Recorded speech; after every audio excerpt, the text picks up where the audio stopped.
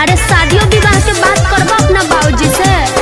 बाबूजी से तो बात कोई ले बनी, लेकिन बड़ा लंबा लिस्ट बनैले बने। क्या प्यार भी करोगे और दहेज भी लोगे? वैसे पापा जी क्या क्या लिस्ट बनाए हैं? 10 लाख नगद गहना आहार, 10 लाख के चाही चढ़े के कार, अरे देवे के पड़ी दहेज।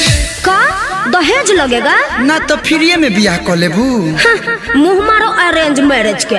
10 लाख नगद, 10 लाख के गहना, 10 लाख के कार, तक कहाँ जाइए करे वाला प्यार? ऐसे बढ़िया तो लव मैरिज बा। कैसे? लहसुन खर्चा एकर। 10 रुपया के बड़ा माला मिलेगा, 10 रुपया से नूर में लगेगा। 20 रुपया और 200 में पंडित जी मैनेज। अरे टोटल 220 शादी संपन्न। अब मुँह का ताकत बढ़ो। ऑरेंज में